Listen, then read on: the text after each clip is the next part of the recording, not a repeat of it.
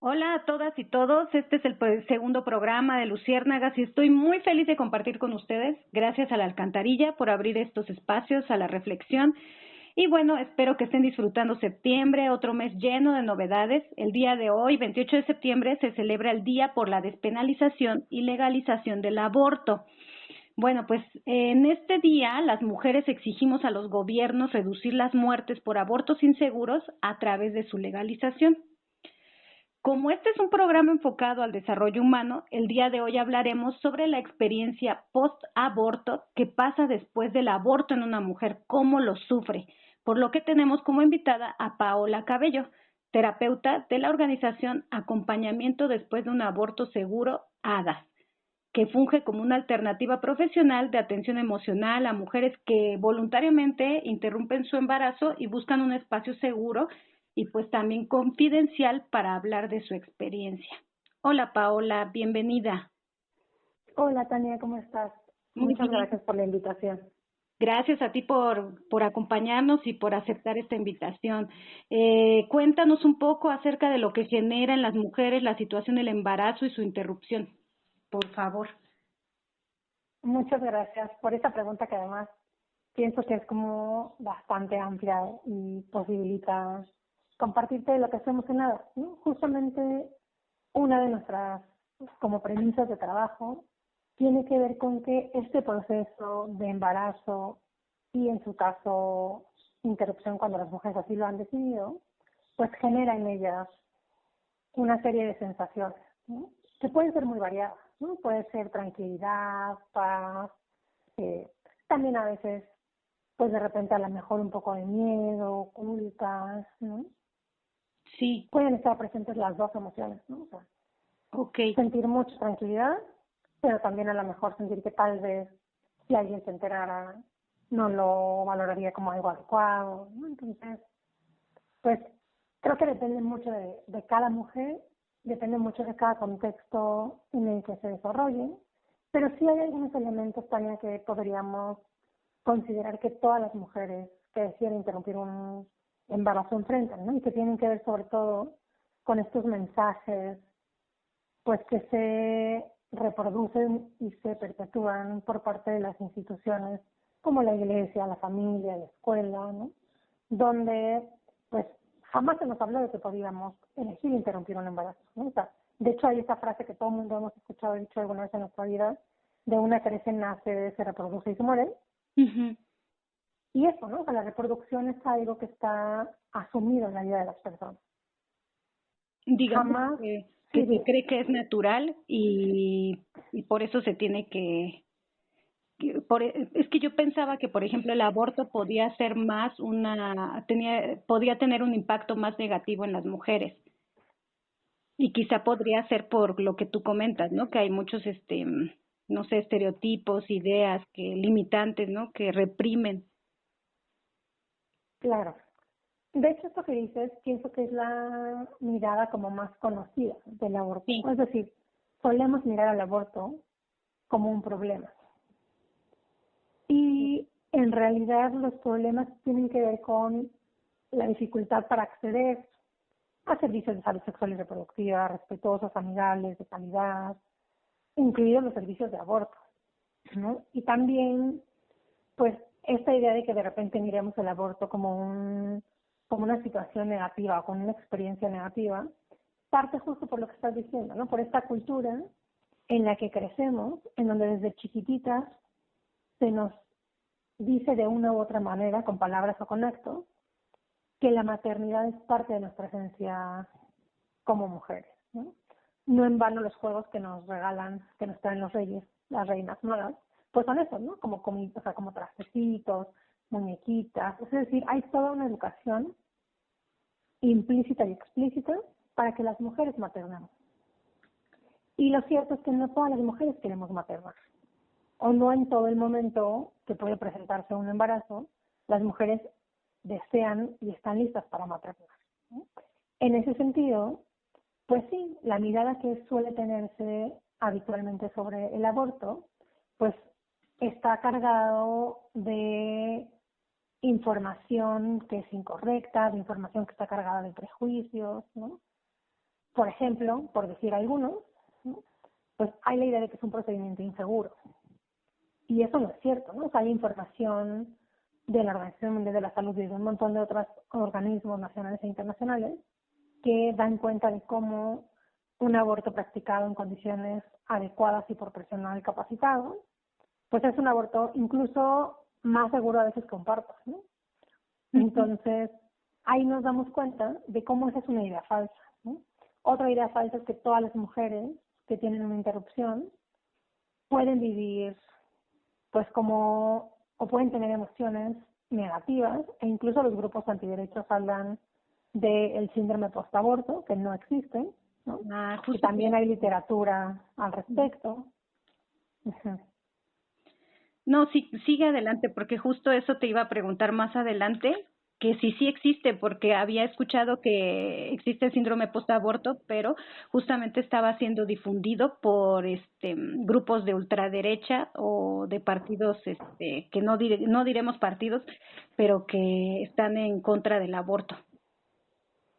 Claro, pues no existe, ¿no? O sea, hay evidencia científica seria, ¿no? Que justamente argumenta porque esto es en realidad una información que ha sido utilizada para generar miedo y para manipular a las mujeres, pero también las conciencias de la sociedad en general, ¿no?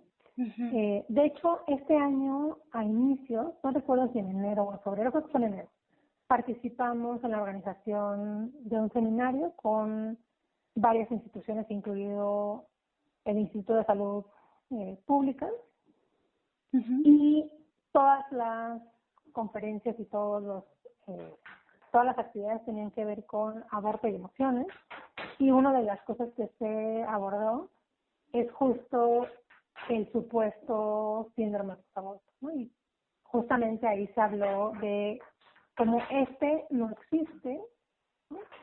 Y que claro, que en realidad las mujeres pueden llegar a presentar emociones, ¿no? Que en ese momento identifican como no gratas, es cierto, pero que esto no está asociado per se a la experiencia de aborto, ¿no? Es decir, el aborto puede generarlo o puede ponerlos enfrente, pero algunas de estas ya existían, ¿no? Algo que, por ejemplo, solemos escuchar a veces en los acompañamientos, ¿no? Es como, por poner un ejemplo, a lo mejor la experiencia del embarazo no planeado, pues vino a poner de manifiesto que yo estoy en una relación en donde ya no quiero estar, ¿no? Y que continuar con el embarazo, entre otras cosas, podría traer que para mí fuera más complicado deslindarme de esta relación. Sí, pero claro. Eso ya existía antes, cuando esto con el embarazo ocurrió, ¿no? Y lo otro es que las sensaciones o las emociones que pudieran asumirse como no agradables, en realidad tienen que ver con lo que creo que las otras y los otros opinan de mí, por todas esas ideas y estereotipos de los que tú hablas, ¿no? Pero no es porque el aborto lo genere, es porque las ideas de los otros influyen en cómo me siento, ¿no? Que al final yo creo que ese tipo de ideas también ocurren en otro tipo de problemas mentales, ¿no? Por ejemplo, la ansiedad, depresión quizá, que en algún momento leí algunos estudios en los que decían que había chicos y chicas que se sentían estigmatizados por tener una depresión muy profunda y que esos pensamientos que tenían acerca de lo que creían que pensaban los demás influían en que se deprimieran más. Entonces me imagino que algo así sucede en cuanto al aborto, que tantos estigmas, prejuicios, ideas acerca de lo que es ser mujer, de lo que comentabas de la maternidad, entre muchas cosas que nos dicen desde muy pequeñas a todas y todos, va generando que se cree ese supuesto síndrome postaborto, que en realidad no tiene que ver exactamente con él, sino lo que se piensa en torno al aborto en la sociedad y que influye en la persona, ¿no? Esto que dices me parece que es un gran ejemplo. Y efectivamente, ¿no? O sea, de hecho, esto me sirve para hablar de lo poderoso que es el acompañamiento post-aborto, ¿no? Porque cuando las mujeres escuchan de dónde vienen esas sensaciones, esas emociones que no viven de manera grata, Ujú. En realidad lo que identifican es que vienen de lo que pienso que mi mamá diría, o lo que diría mi pareja si es que no lo sabe, ¿no? O lo que opinarían mis amigas o mis vecinos. Es decir, no son las voces de las mujeres, son las voces del contexto de las mujeres. Es que en mi grupo de la iglesia, pues pensarían que soy A, B o C, ¿no? O es que mi mamá creería que tal cosa, pero no es que yo lo creo, ¿no? Y eso, o sea, como escuchar eso, les permite poner enfrente también qué es lo que ellas sí piensan, qué es lo que ellas sí están sintiendo, ¿no? Y en la mayoría de los casos que yo he tenido la oportunidad de acompañar, justo lo que emerge son estas narrativas en donde las mujeres hablan de aquellas cosas que afirmaron al decidir interrumpir este embarazo. Es decir, pues afirmar su deseo y su derecho a seguir estudiando, a tener un trabajo pues mejor remunerado o encontrar un empleo o a poder continuar con sus sueños, cualesquiera que estos sean, porque todos son absolutamente válidos e importantes, ¿no? Entonces, sí creo que esta comparación que haces, ¿no? Con el caso de cómo la mirada de las otras influye positiva o negativamente sobre nuestras vidas, pues juega un papel importante. Sí, claro. Seguimos en Pues Luciérnagas entonces, con Paola Cabello, terapeuta de hadas. Estamos hablando sobre la experiencia post-aborto en las mujeres. ¿Por qué hablamos el día de hoy sobre este tema? Bueno, pues se debe a que un día como hoy de 1871 se promulgó en Brasil la Ley de Libertad de Vientres, por la que se consideró libres a todos los hijos e hijas nacidos de mujeres esclavas. A partir de ese día de aprobación de la ley, se les consideró libres, imagínense. Y en conmemoración de este gran avance en los derechos fundamentales de Brasil, este país propuso esta fecha para exigir un aborto legal ante las muertes que sucedían justo por abortos inseguros en Latinoamérica. Entonces, esta propuesta la apoyaron México, Paraguay, Uruguay, Argentina, Colombia, Chile, El Salvador, Guatemala, Nicaragua, Perú, en el quinto encuentro feminista latinoamericano de 1990, celebrado en Argentina. Bueno, pues en ese contexto, hoy dedicamos este programa a hablar sobre la experiencia del post-aborto en las mujeres. Al respecto, te preguntaría, Paola, ¿cuáles son las afectaciones que sufren las mujeres después de un aborto? ¿Por qué en algunos casos la sufren más que otras? ¿No? Porque justo nos decías, es positivo y negativo, pero como que pregunto esto para resolver esas dudas que creo que son más las ideas estas que están tan difundidas de que es como que sufren, que hay un impacto negativo y así. En ese sentido, ¿cómo podríamos decirle a los radioescuchas, a las personas radioescuchas, cómo les afecta, en qué sentido, negativo, positivo, o al final cómo se da todo esto? Y pues sí, porque hay casos en los que unas lo sienten más que otras. sí, yo ahí justo pensaría que algo que es importante es pensar una experiencia de aborto como cualquier otra experiencia que en nuestra vida sea importante para nosotros, ¿no? Porque justo quitarla de ese lugar como si fuera algo único o algo, ¿cómo decirlo? Como alejado de lo humano, ¿no? Creo que ayuda a justo a verlo como un evento como cualquier otro en la vida. O sea, si tú tienes una ruptura de pareja y yo tengo una ruptura de pareja, seguramente lo vamos a vivir muy diferente, de acuerdo a qué, a nuestras redes de apoyo, a qué tan enamoradas estábamos, a por qué terminamos la relación. Es decir, no podríamos decir que todas las mujeres que terminamos una relación de pareja entramos en depresión. Sí. Hay algunas que sí, y tal vez esa depresión ya estaba en realidad y no es que la haya propiciado la ruptura. Y con el proceso de embarazo-aborto es lo mismo, ¿no? ¿De qué depende que las mujeres lo vivan con tranquilidad o con no tranquilidad o con intranquilidad? ¿No? Pues uno, de su contexto, ¿no? Sí, así yo puedo afirmarte, Tania, que si las mujeres vivimos en un contexto en donde se respetan nuestras decisiones, en donde se reconoce que interrumpir un embarazo es un derecho, que tenemos, o sea, que somos brillantes, inteligentes y capaces de tomar decisiones y que se nos respetan, eso evidentemente hará que yo viva mi experiencia de aborto de una forma muy distinta Así yo vivo en un contexto que es altamente religioso o donde se me dice que la maternidad es el desarrollo, ¿no? O sea, como este evento que va a marcar mi pleno desarrollo o que la sexualidad está pensada para la reproducción, pues claramente ahí si yo decido no continuar un embarazo, pues lo voy a vivir muy distinto al primer escenario que te planteé, ¿no? Entonces, el contexto es una de las cosas que influye muchísimo, ¿no? La otra cosa que me parece que yo escucho en las mujeres, ¿no? Tiene que ver también con si tienen la posibilidad de hablarlo con alguien o no tienen la posibilidad de hablarlo con alguien, ¿no? Muchas mujeres viven un proceso de aborto solas, es decir, no lo comparten con nadie, a veces ni siquiera con la pareja. Y eso, pues por supuesto que influye, ¿no? En cómo lo viven, porque el poder hablar de nuestras experiencias, pues siempre ayuda a espejarnos en la otra, a recibir apoyo de otra, ¿no? Entonces, eso es importante, ¿no? Hay algunas situaciones también donde sí, donde las mujeres pueden vivir un aborto con mucho más dificultad.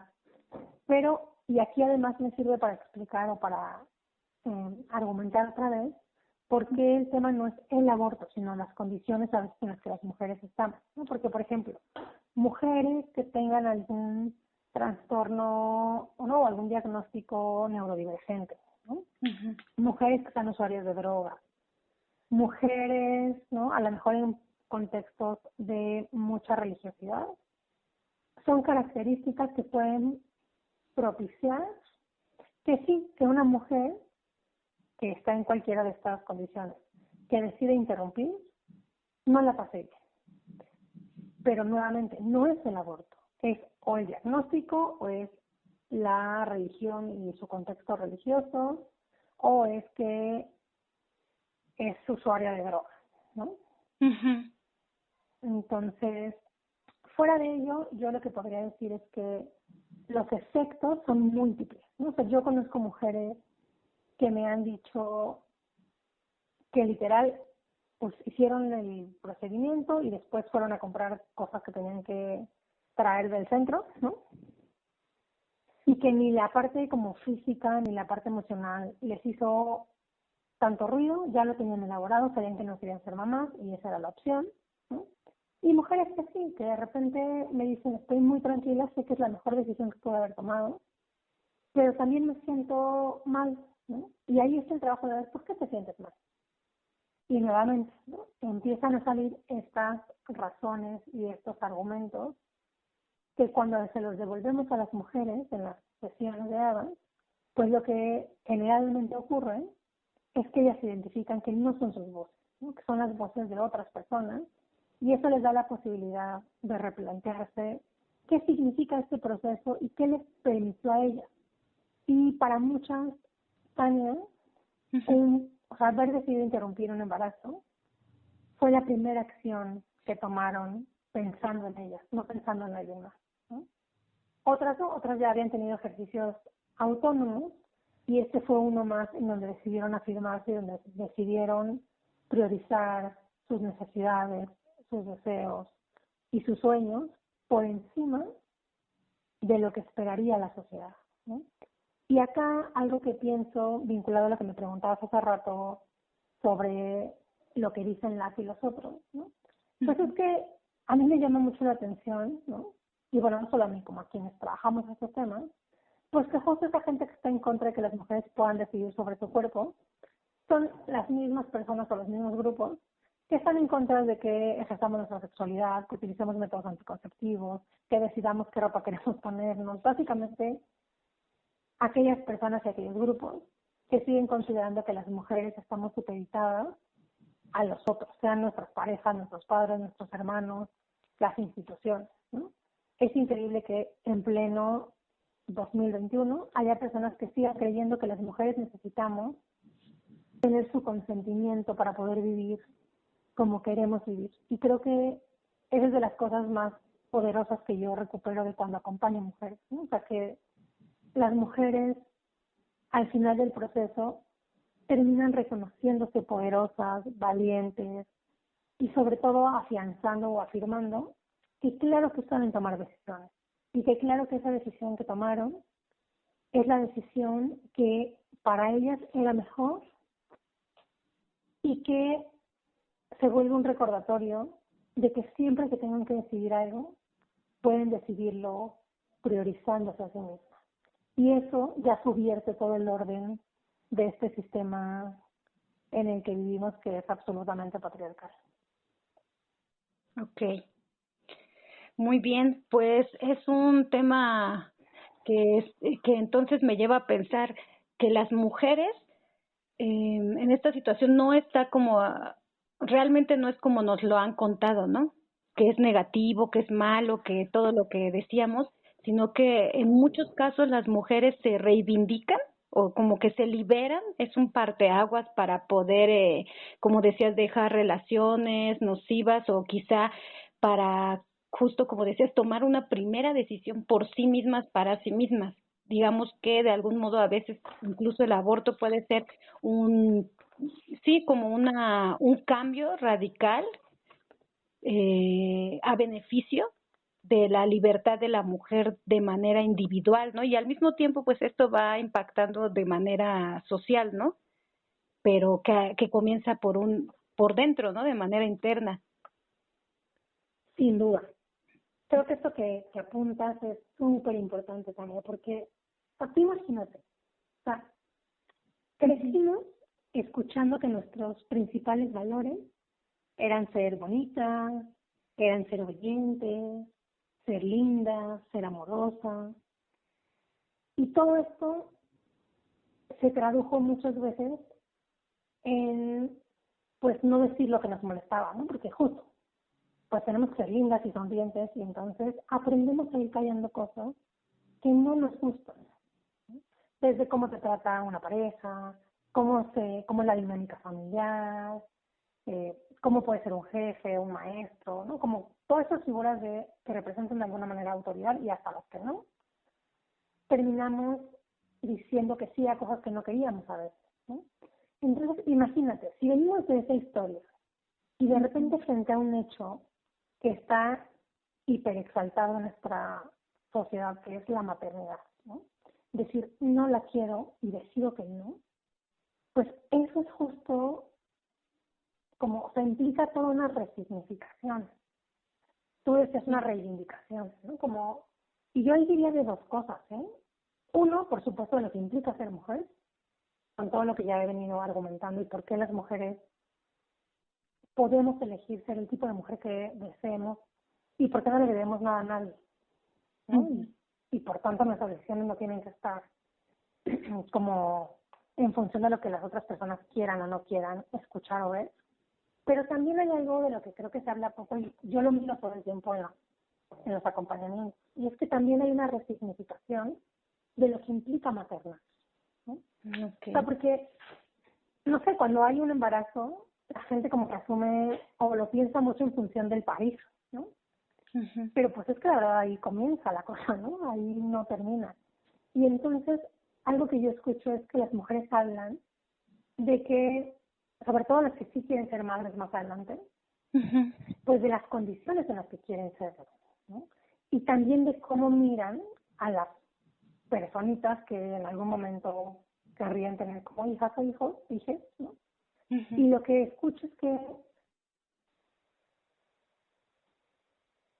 Sí. Pero estábamos en el tema de resignificar lo que es la maternidad. ¿Puedes continuar, Paula, por favor? Claro que sí, también. Pues eso, ¿no? O sea, que aunque de esto no se habla mucho, sí creo que también hay todo un tema de reflexionar qué tipo de maternidades están queriendo o estamos queriendo las mujeres y a diferencia de lo que se cree, ¿no? Que quienes interrumpen o quienes defendemos el derecho a que las mujeres podamos interrumpir un embarazo, que es que no queremos a los niños, que los odiamos, que somos egoístas, bla, bla, bla. Por el contrario, ¿no? O sea, lo que yo escucho todo el tiempo en los acompañamientos es, tengo tanto respeto de las infancias que el día que yo decida, si algún día decido ser madre, quiero poder acompañar a esta persona. quiero poder otorgarle y tener las condiciones económicas, emocionales y sociales para que crezca en un ambiente que sea favorable a su desarrollo humano. Entonces, pienso que eso se dice muy poco, pero que también me parece que es importante. Y se Sí, da cuenta de que sí, que un aborto puede ser un acto de amor propio, pero también un acto de amor a la vida, ¿no? Como en un sentido amplio.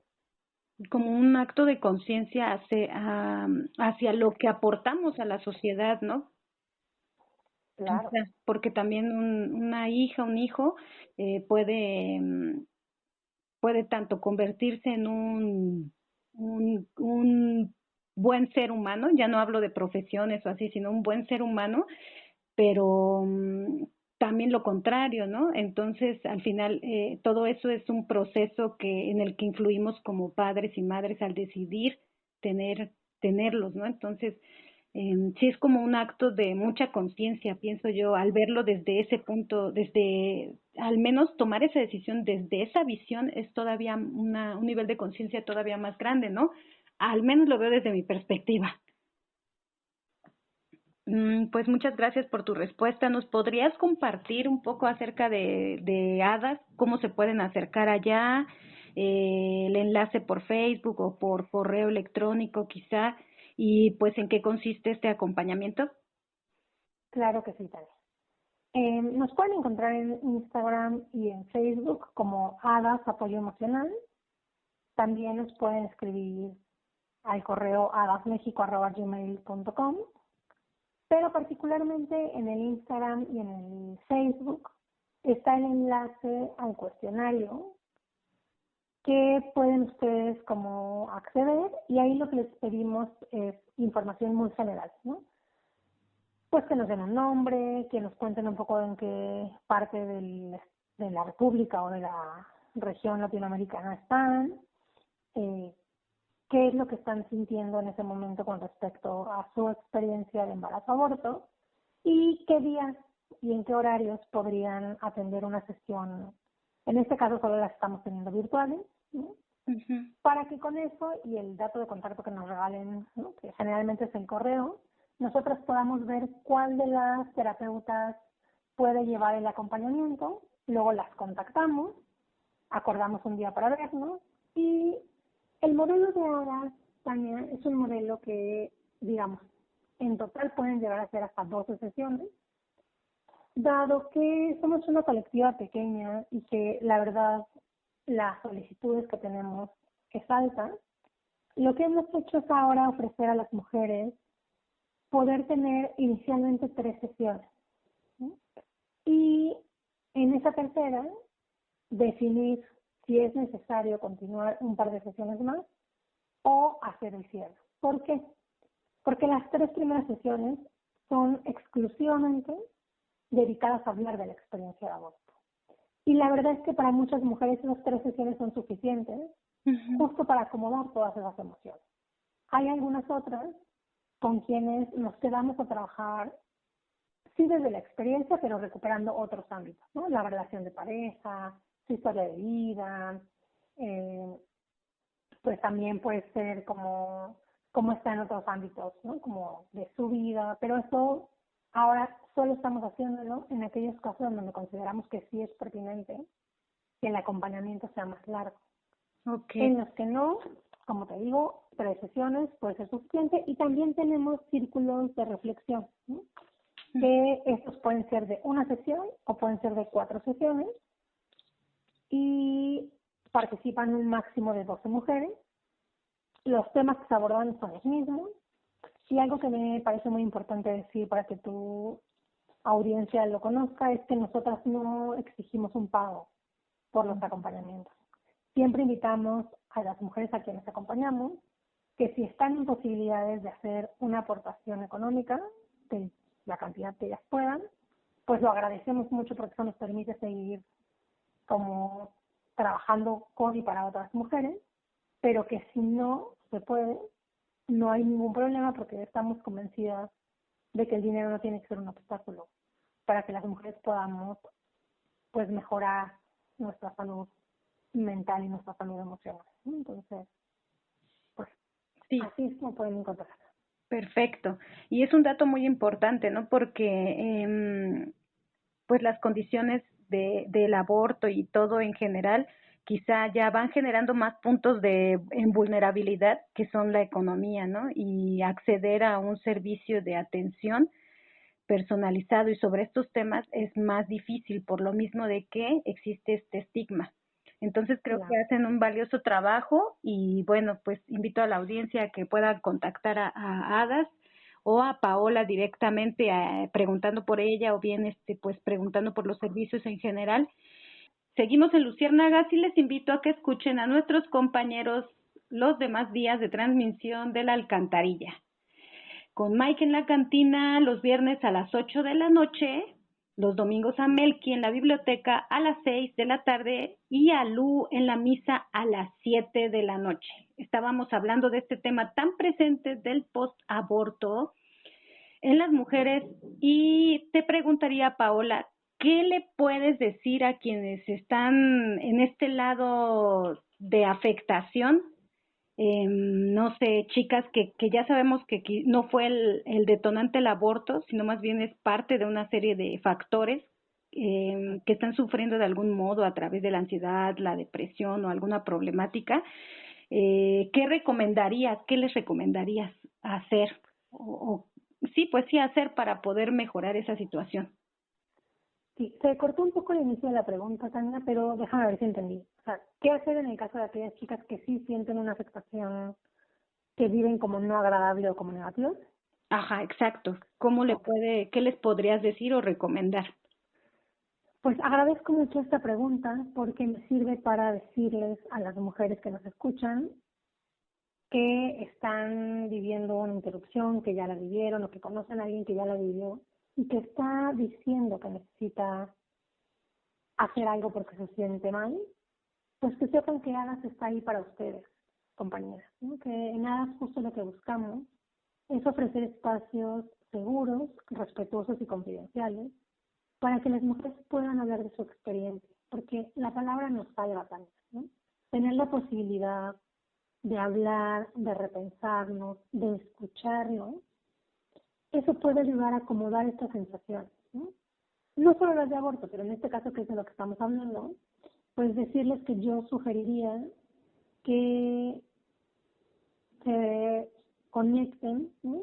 Con esta cosa de que no tienen que vivirlo solos, ¿no? Que si no hay a su alrededor una persona o una red con la que se sientan seguras y confiadas para hablar, pues que sepan que nada sabemos, terapeutas, que estamos ahí, ¿no? Como pues dispuestas y con mucho interés de poder facilitar estos espacios, de poder conocerlas y pues que acudan también, ¿no? Yo te puedo compartir el link al que las compañeras pueden como acceder para solicitar sus acompañamientos, ¿sí? Y bueno, entre Sí, por que favor. nos buscan y no nos buscan, pues las invitaría a que piensen en dos cosas, ¿no? Una, qué quieren para su vida y dos, qué no quieren para su vida. Y ya que lo hayan meditado, ya que lo tengan como ahí incluso escrito si pueden, pues que vean a a cuál de estas dos como listas o estas dos ideas las conecta o las acerca más la decisión que tomaron de interrumpir, ¿no? Ujú. En mi experiencia, generalmente, aunque haya sentimientos ambivalentes, que eso es de lo más humano y natural, generalmente siempre la decisión de interrumpir las conecta más con lo que quieren para su vida, ¿no? Entonces, creo que ese ejercicio que es tan simple y tan sencillo de hacer sola, puede servir como un primer hito, como un punto de partida que ayude a ver de dónde vienen esas voces que hacen que yo no me sienta bien conmigo misma. Estamos en Luciérnagas y bueno, ya regresamos. Estamos hablando sobre la situación de la interrupción del embarazo. Para eso estamos con la terapeuta Paola Cabello de Hadas. Recientemente, algo que te quiero comentar desde que escuché la noticia, por eso se me ocurrió muchísimo este tema y sobre todo justo hoy que es 28 de septiembre, pues recientemente la Corte declaró inconstitucional la despenalización del aborto. Y pues, La criminalización, ¿no? ajá, pues según yo era la despenalización, ¿no? no, perdón, la penalización, sí tienes razón, la penalización del aborto, o sea, la criminalización del aborto. Y Ajá. lo que yo me preguntaba es, ¿de qué manera esto ayuda a las mujeres, pues sí, que viven, que de algún modo viven, digo en general, porque ya vimos que sufren o que lo viven como que al final pienso que sí hay una resignificación por lo que me comentas y se transforma, ¿no? En algo positivo y depende mucho de la mujer, ¿no? De que esté Ujú. viviendo esta situación. Pero ¿de qué manera influye en el tema post-aborto? Sí. Pues creo que esa pregunta también me parece bien importante, Tania, y yo la pienso, o sea, como pienso la respuesta en diferentes niveles, ¿no? Ujú, En términos como legales, digo, yo no soy abogada, pero en términos legales algo que me parece bien importante es que este fallo de la Corte genera jurisprudencia, ¿no? Es decir, vivimos en un país en donde como el acceso a los servicios de aborto seguro y legal son desiguales. ujú, O sea, hasta hace no mucho tiempo, solo en la Ciudad de México, solo en la Ciudad de México las mujeres podíamos solicitar una interrupción únicamente a petición, ¿no? Y bueno, afortunadamente se han ido sumando estados, ¿no? Como Oaxaca, Veracruz, Hidalgo. Pero bueno, estamos hablando de 4 de 32 estados de la República, ¿no? Entonces, esta sentencia es bien importante en términos de que ninguna mujer pueda ser penalizada, ¿no? Como por haber tomado la decisión de interrumpir. Eso legalmente es importante y es una estrategia o una herramienta que podemos usar los grupos que trabajamos a favor de los derechos de las mujeres, precisamente para evitar que ninguna mujer quiera ser perseguida o encarcelada por haber tomado una decisión como interrumpir un embarazo. Pero además vinculo esto con lo que me preguntabas hace un rato de cómo afecta o qué afecta que una mujer viva de una o de otra forma una interrupción y la legalidad es otra de las razones, ¿no? O sea, interrumpir en un estado donde hay restricciones legales al final conlleva para muchas mujeres la carga de sentir que están haciendo algo que es ilegal y que justo, si como las descubrían o conocían, podían denunciarlas, ¿no? sí, Y ahora eso ya no va a estar presente. Ninguna mujer podrá ser criminalizada por interrumpir. Y por supuesto que a nivel simbólico, también eso va generando una especie de reconocimiento en la sociedad de que este es un derecho, que pueden estar o no de acuerdo las personas y tampoco tendrían por qué estar de acuerdo, pero sí que es un derecho que todas las mujeres tenemos y que independientemente de lo que yo piense, pues toca respetarlo. Entonces creo que yo le miro una importancia en esos dos niveles, a nivel simbólico, en el nivel como concreto y legal, ¿no? Y pues pienso que también está bueno porque es parte de recordar o sea, como de que no se nos olvide que tenemos pues ahí como un pendiente con los 28 estados restantes, ¿no? O sea, creo que es también como o desde mi posición como activista y como defensora de derechos humanos, pues ujú, también lo veo como una motivación para que no se nos olvide que hay que seguir insistiendo, o sea, que hay que seguir pidiéndole al Estado que cumpla con sus responsabilidades, ¿no? Porque el que existamos acompañantes tanto para el proceso de interrupción como en el post-aborto, pues en realidad responde a que el Estado no está haciendo su trabajo, ¿no? O sea, ese trabajo tendría que estarlo haciendo el gobierno, porque quienes lo hacemos de manera gratuita. Y lo hacemos, o sea, para poder hacerlo hemos tenido que formarnos, hemos tenido que estudiar, ¿no? A veces licenciaturas, maestrías, tomar diplomados, cursos, talleres. Esto que hacemos cuesta y ese costo tendría que asumirlo el gobierno y no lo hace. Y entonces pienso que también este fallo de la Corte a mí me pone enfrente, ¿no? Pues que hay que seguir como trabajando e impulsando que los 32 estados puedan tener acceso a servicios seguros, legales, gratuitos, como confidenciales, de calidad, con calidez para las mujeres, ¿no? Entonces, pues sí ha sido pues como un gran logro, ¿no? Como para sí, quienes estamos convencidas de que las mujeres tenemos estos derechos. sí, claro. Y pues es como tú dices, ¿no? Que al final además de las repercusiones que hay religiosas, ¿no? De que es malo o creencias de acerca, pues sí, lo religioso, ¿no? Diversas religiones censuran el aborto, lo ven como, lo catalogan como algo hasta demoníaco, infernal o algo así. Y bueno, sumándole a esto también las leyes, pues la mujer queda como en una condición de vulnerabilidad mayor, ¿no? Entonces, sí creo y estoy de acuerdo con lo que dices, al final el fallo ayuda, pero me pregunto yo, ¿qué se puede hacer después de esto? ¿No? Un gran avance, y ¿qué más podemos hacer? ¿Qué sigue, no? Después de esto. ¿O tú cómo lo verías desde tu área, desde el desarrollo también personal, no? Porque al final ahorita estamos hablando de un fallo que es legal, pero que repercute en los diferentes ámbitos, ¿no? Y en esta temática. Híjole, pues creo que sigue mucho, Tania, ¿no? Es decir, Uh-huh. uno, que sea legal para todos los estados. Pero la legalidad es, o sea, a veces me da la impresión de que creemos que con la legalidad se resuelve todo, y no.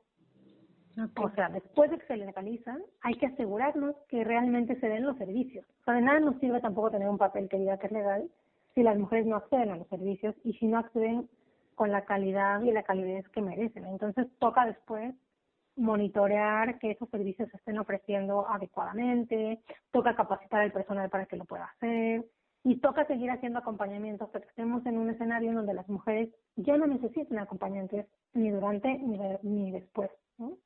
Entonces, sí, la legalidad es muy importante, por supuesto, pero también creo que hay que ser muy autocríticas y muy críticas del sistema y por saber que ese a veces es el comienzo del trabajo, ¿no? O sea, el comienzo al menos de una segunda etapa del trabajo y pues toca hacer todo esto que te digo y seguro un montón de otras cosas que ahora no estoy nombrando. Sí, claro, claro. Pues nos vamos, ahora sí nos despedimos del programa, agradecemos a Paola, eh, y bueno, esperamos que próximamente puedas acompañarnos. También les decimos a los radioescuchas que nos sugieran temas o rolas que les gustaría escuchar próximamente o en cualquier programa. Y bueno, les deseamos, te agradecemos mucho tu presencia, de verdad, nos has dado como un panorama muy agradable acerca del tema y más informativo. Y bueno, les deseo a los radioescuchas que vivan un hermoso martes y fin de septiembre. Bienvenidas también las fiestas de octubre. Para cerrar este tema tan discutido por todas y todos, como vimos, con visiones antagónicas, mucho trabajo por hacer, el fallo ya vino como algo bueno y también vemos que los beneficios, también hay beneficios, ¿no? En todo este proceso y que hay que romper con todos esos estigmas que nos han dicho. Y bueno, al final solo le compete a cada mujer gestante esa decisión, ¿no? Y es algo bien importante que ojalá nuestra audiencia pueda escuchar y comprender.